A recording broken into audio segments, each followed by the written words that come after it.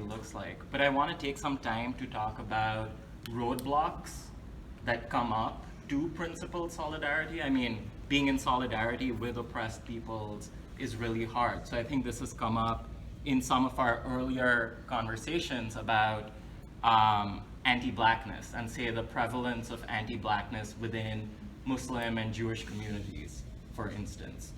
So yeah, how do we address certain roadblocks or problems that crop up when we try to be or when we try to build solidarity?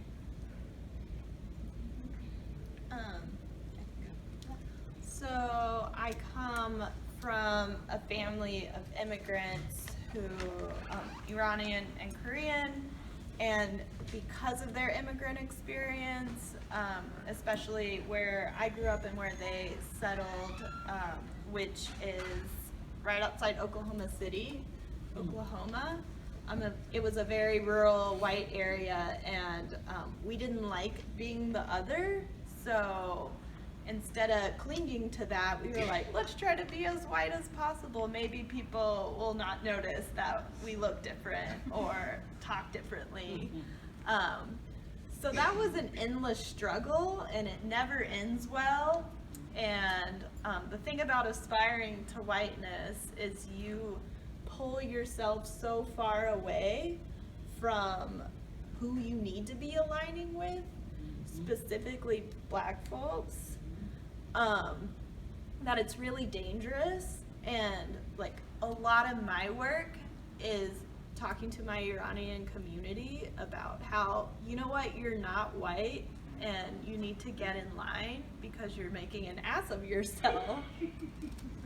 I love my people, only I get to critique my people. But like, we're not gonna be free. We're still harmed by whiteness. We're begging for scraps from whiteness. So that's my personal experience. Like, we all have to be in the same boat together if we're all gonna be free at one point. If Iranian people are free, like that means nothing. Like everyone needs to be free, or none of us are free. And then lastly, we have to make sure we don't gloss over the intersecting identities. But within like Muslim and Jewish communities, there's Black Jews, there's Black Muslims.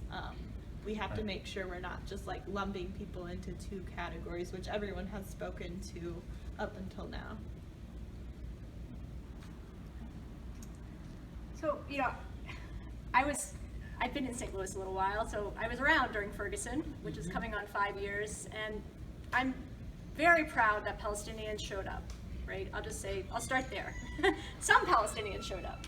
We were in the streets early, so the PSC existed then, and we were on Google Docs, and I've looked back at like the archives of like what were our conversations back then, and we were naive, I've reflected on how we analyze what the response should be, what solidarity meant for us, and the first impulse, and it was a good impulse, so I'm not like critiquing anyone who thinks that vigil is the right thing. Our first impulse was like, we should reach out to Michael Brown's parents and offer condolences, right?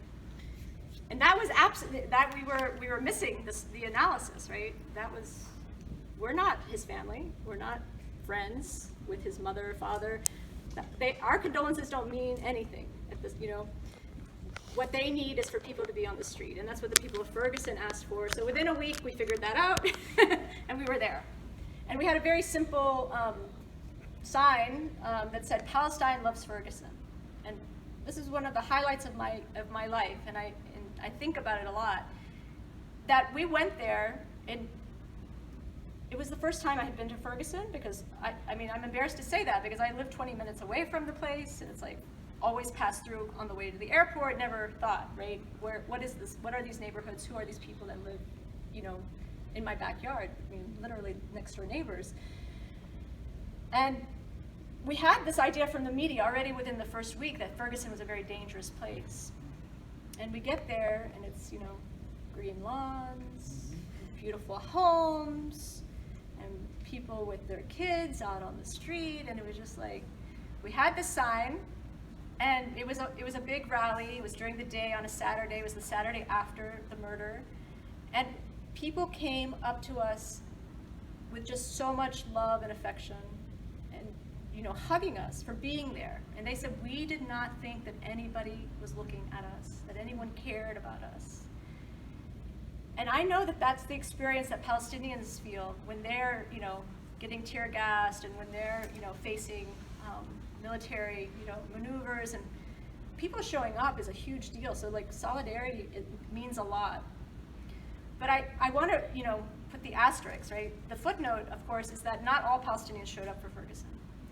And a lot of people critiqued us and said, you're diluting the Palestinian issue by, you know, going to Ferguson, by talking about race.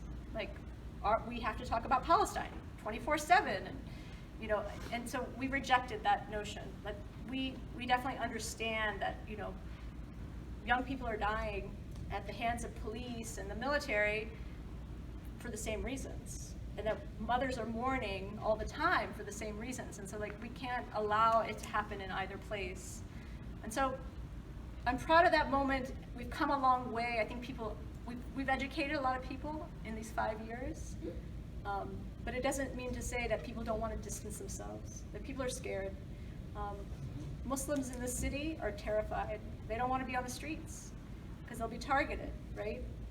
Black people are targeted, but for, you know, it's you know, I don't know. They have to see that it's their fight, and we haven't gotten there 100% yet.